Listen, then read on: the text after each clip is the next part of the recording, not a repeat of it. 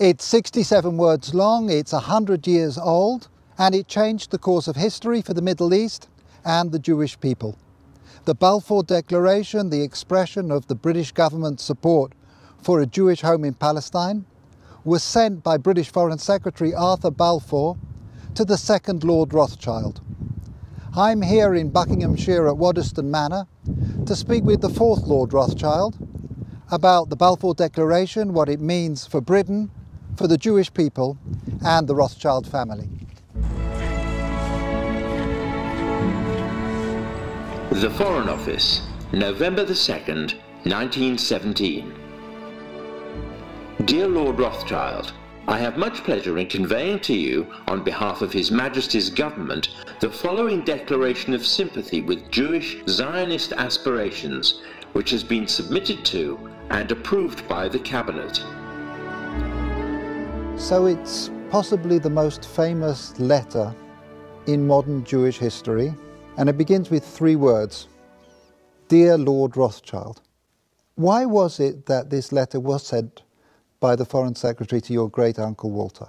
It's an interesting question because he was really interested in ornithology, although he became interested in Zionism. I think the reason was this, that it was primarily a movement from Eastern Europe, but they didn't clarify who was in charge of that movement. And in addition, it was, after all, in Great Britain. So they felt that the Rothschild family should be the one to whom it was addressed. And Walter was Lord Rothschild, and he was a Zionist. And those really are the background reasons. So Walter received the Balfour Declaration, and I have a copy here. And I wonder if I could possibly ask you to read it for us. Yes, indeed. Yeah.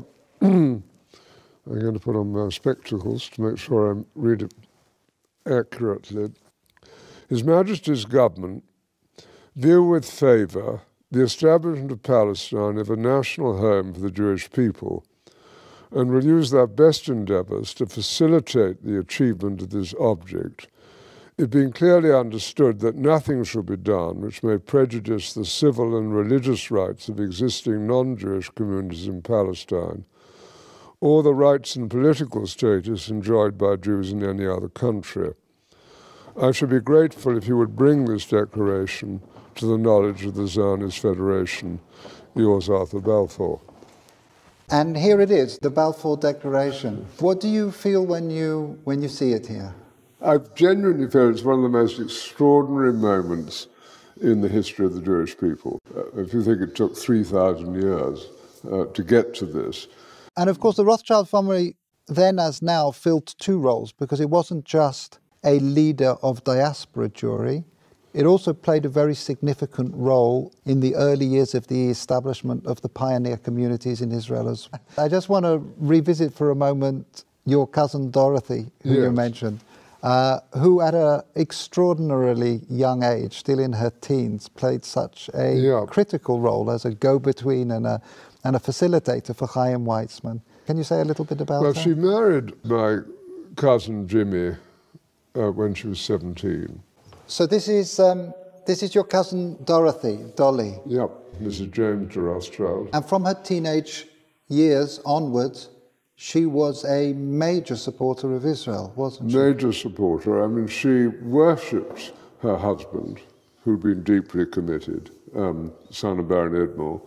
It was due to him, I think, that she became interested. But once she became interested, she became passionately interested.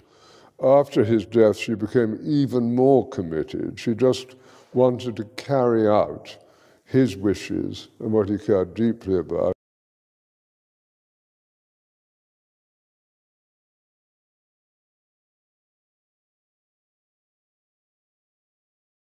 And you can read letters from her to Weizmann and from Weizmann to her when she was only 17. And what she did which was crucially important, was to connect up Weizmann with the British establishment. I think she also trained him in how to deal. She helped educate how to and it's conduct himself. At that age, but she did sort of tell Weizmann, you know, how to kind of integrate, how to insert himself into British establishment life, which he learned very quickly.